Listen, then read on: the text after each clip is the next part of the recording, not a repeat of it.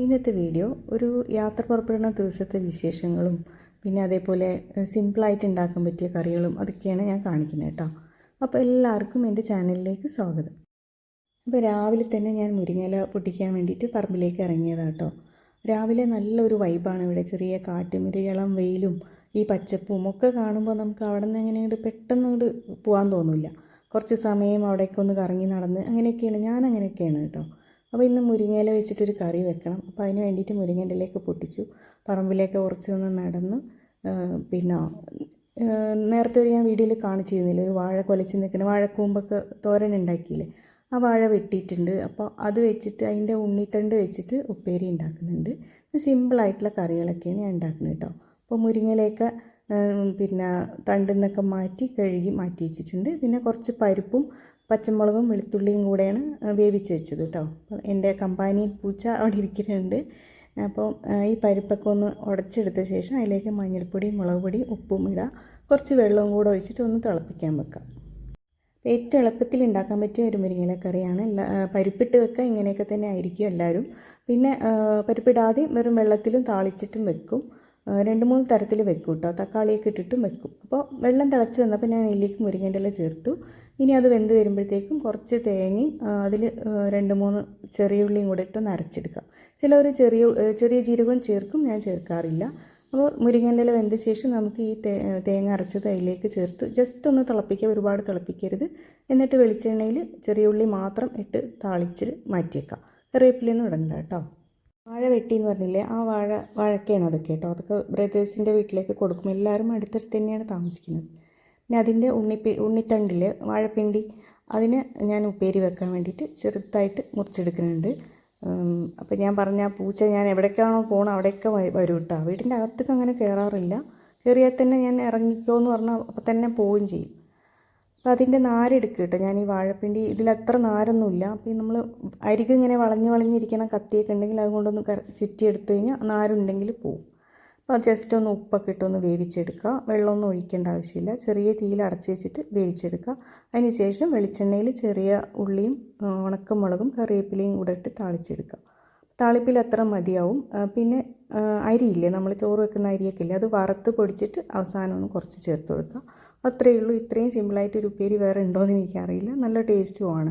അപ്പോൾ നമ്മുടെ വാഴപ്പിണ്ടി ഉപ്പേരി ഇവിടെ റെഡിയായി. പരിപ്പ് കറി റെഡിയായിട്ട് അപ്പോൾ തന്നെ എനിക്ക് രാവിലെ 9 മണിയൊക്കെ കഴിഞ്ഞു. ഞാൻ എനിക്ക് കഴിക്കേണ്ടുന്ന ദോശ ഉണ്ടാക്കുകയാണ്. ബാക്കി എല്ലാവരും കഴിച്ച് ഓരോ വഴിക്ക് പോയി. ഞാൻ മാത്രമേ ഉള്ളൂ. അപ്പോൾ എനിക്കുള്ള ദോശ ഞാൻ ഉണ്ടാക്കുക കേട്ടോ. അതിൻ്റെ കൂടെ ഞാൻ മുട്ട, എഗ് വൈറ്റ്, കുരുമുളക് ഉപ്പിട്ടിട്ട് കഴിക്കുകയാണ്. അതാണ് എനിക്ക് കൂടുതൽ ഇഷ്ടം ചട്നീനേക്കാളൊക്കെ. അപ്പോൾ ഫുഡ് കഴിച്ച് കഴിഞ്ഞിട്ട് വേണം ഞാൻ ചോറ് വെക്കാനൊക്കെ നിൽക്കുകയുള്ളൂ കേട്ടോ. ചില സമയത്ത് നേരത്തെ വെക്കും, ചില ദിവസം അങ്ങനെ മാറിയല്ലോ, എല്ലാവർക്കും അങ്ങനെ തന്നെയല്ലേ. അപ്പോൾ ഞാൻ ഇന്ന് അടുപ്പിലാണ് ചോറ് വെക്കുന്നത്. ഇങ്ങനെ ചോറ് വെച്ച് കഴിഞ്ഞാൽ അടുപ്പിൽ ഞാൻ കുടിക്കാനുള്ള വെള്ളം തിളപ്പിച്ച് വെക്കും കേട്ടോ. അപ്പോൾ എപ്പോഴും ഇങ്ങനെ ചൂടോടെ ഇരിക്കും ഇങ്ങനത്തെ ഒരു അടുപ്പിൽ വെച്ച് കഴിഞ്ഞാൽ. അപ്പോൾ ഞാൻ ഇടയ്ക്കൊക്കെ അടുപ്പിലാണ് ചോറ് വെക്കാറുള്ളത്.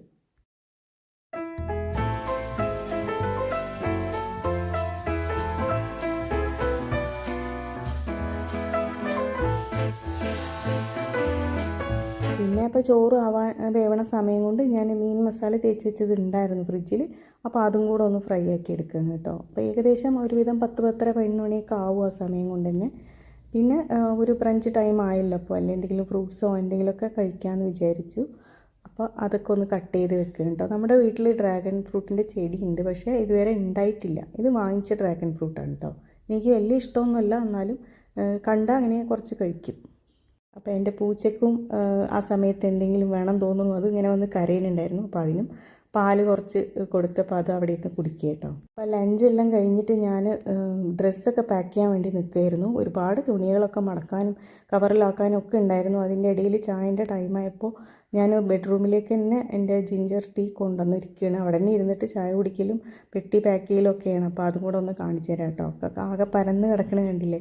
അപ്പോൾ ഒരു 5 ദിവസത്തെ ട്രിപ്പിന് വേണ്ടിയിട്ട് ഞങ്ങൾ പോവുകയാണ്. അപ്പോൾ ഓരോ ദിവസത്തേക്കുള്ള ഡ്രസ്സും ഒക്കെ ഓരോ കവറിലാക്കിയിട്ട് അങ്ങനെ പാക്ക് ചെയ്യുന്നു കേട്ടോ. അപ്പോൾ അങ്ങനെ ആകുമ്പോൾ നമുക്ക് എടുക്കാനും വെക്കാനും ഒക്കെ എളുപ്പമായിരിക്കുമല്ലോ. അപ്പോൾ പിന്നെ വേണ്ട നൈറ്റ് ഡ്രസ്സുകളും കാര്യങ്ങളും അത്യാവശ്യ കാര്യങ്ങളും ഡ്രസ്സുകളൊക്കെ ഒരു സൈഡിൽ പാക്ക് ചെയ്തു.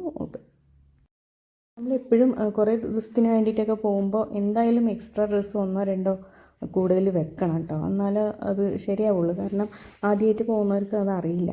അതേപോലെ നമ്മൾ ഇട്ടുകൊണ്ട് പോണ ഷൂ കൂടാതെ ഒരു എക്സ്ട്രാ ഷൂവും ചെരുപ്പും കൂടെ പാക്ക് ചെയ്ത് വെക്കുക. അതുപോലെ അതൊക്കെ തുടക്കാൻ വേണ്ടിയിട്ട് ഒരു ചെറിയ തുണിയും അതിനകത്ത് തന്നെ വെച്ചിട്ട് പാക്ക് ചെയ്ത് മാറ്റി വെക്കാം കേട്ടോ. ട്രാവലിങ്ങിൽ ഏറ്റവും ബുദ്ധിമുട്ട് ഈ ടോയ്ലറ്റ് പോകുമ്പോൾ വൃത്തിയുണ്ടോ ഇല്ലേ എന്നൊക്കെ നമുക്ക് അതൊരു സംശയമായിരിക്കുമല്ലോ. അപ്പോൾ അതിന് വേണ്ടിയിട്ടാണ് ഈ ടോയ്ലറ്റ് സീറ്റ് കവർ ഇങ്ങനെ വാങ്ങിക്കാൻ കിട്ടും. വൃത്തിയില്ലാത്തൊക്കെ ഒരു സാഹചര്യത്തിൽ ഉപയോഗിക്കാൻ വേണ്ടിയിട്ടാണ്, സുഖമാണ് കേട്ടോ. അങ്ങനത്തെയൊക്കെ നമ്മൾ വേറെ ഏതെങ്കിലും പുറത്തെ സ്ഥലങ്ങളിലൊക്കെ പോകുമ്പോൾ അത് യൂസ് ചെയ്യുക. അതേപോലെ വെറ്റ് ടിഷ്യൂ പിന്നെ അത്യാവശ്യ മരുന്നൊക്കെ കൊണ്ടുപോകാൻ വേണ്ടിയിട്ടുള്ള ഒരു ബോക്സാണ് കേട്ടോ ഇത്. കാണാൻ നല്ല ഭംഗിയില്ലേ. അപ്പോൾ അത് വെക്കുക. അതേപോലെ കാലുവേദന അങ്ങനെയൊക്കെ വരുമ്പോൾ തേക്കാൻ വേണ്ടി ബാം, നിസ്കരിക്കാനുള്ള ഡ്രസ്സ്, അങ്ങനെ അല്ലറ ചില്ലറ സാധനങ്ങൾ. തൊപ്പി പിന്നെ മലയാളീസിൻ്റെ സ്ഥിരം ആണല്ലോ, ട്രാവലിങ്ങിന് പോകുമ്പോൾ ഒരു ക്യാപ്പൊക്കെ എന്തായാലും എല്ലാവരും കൊണ്ടുപോകും. അപ്പോൾ എൻ്റെ ഒരു പെട്ടി ഇവിടെ പാക്ക് ചെയ്ത് കഴിഞ്ഞു. അതേപോലെ 3 എണ്ണം ഉണ്ട്. 3 പേരാണ് ഞങ്ങൾ, 3 പേര്, ഹസ്ബൻഡും മോളും ഞാനും കൂടെയാണ് പോണത് കേട്ടോ. അപ്പോൾ രാത്രി ആവാറായി. ആ സമയത്ത് എനിക്ക് 2 കിളികളെ ഉള്ളൂ ഇപ്പോൾ ഇവിടെ. കുറേ ഉണ്ടായിരുന്നു ആദ്യം, ഇപ്പോൾ 2 എണ്ണേ ഉള്ളൂ. അപ്പോൾ അവർക്കുള്ള ഫുഡ് കുറേ ദിവസത്തേക്ക് എക്സ്ട്രാ ഞാൻ വെച്ചിട്ടുണ്ട്. ഇനി അവർ സാധാരണ കഴിക്കണ ബോക്സത്തെ കഴിഞ്ഞാൽ മറ്റേത്തെ എടുത്ത് കഴിച്ചോളും എന്നുള്ള ഒരു പ്രതീക്ഷയിൽ വെള്ളവും ഫുഡൊക്കെ വെക്കുന്നുണ്ട്. അപ്പോഴേക്കും പൂച്ച ആ ടൈമിൽ ഓടി വീണ്ടും വന്നു. പാവം തോന്നിയപ്പോൾ ഇനി കുറച്ച് ദിവസത്തേക്ക് ഇവിടുന്ന് പാലും ഫുഡൊന്നും കിട്ടില്ലല്ലോ. അപ്പോൾ ഞാൻ രാത്രി അതിൻ്റെ ഇടയിൽ കൂടെ അതിന് പാലും കൊടുത്തു. അതുപോലെ ഡിന്നർ സിമ്പിളായിട്ട് ബ്രെഡും മുട്ട തന്നെയായിരുന്നു.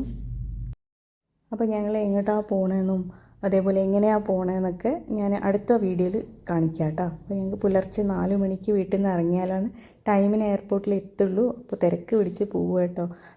ഞങ്ങൾ വിചാരിച്ചതിനേക്കാളും കുറച്ച് ലേറ്റായി. അപ്പോൾ എയർപോർട്ടിലേക്ക് പോകുന്ന വഴിയാണിത്. അപ്പോൾ പോയ വിശേഷങ്ങളും 5 ദിവസത്തെ വിശേഷങ്ങളൊക്കെ ഞാൻ അടുത്ത വീഡിയോയിൽ കാണിച്ചു തരാം. അപ്പോൾ ഇന്നത്തെ വീഡിയോ ഇത്രയേ ഉള്ളൂ. ഇഷ്ടമായെങ്കിൽ ഒന്ന് ലൈക്ക് ചെയ്യുക കേട്ടോ. അപ്പോൾ അടുത്ത വീഡിയോയിൽ കാണാം ഇൻഷാ അല്ലാഹ്. Thank you for watching.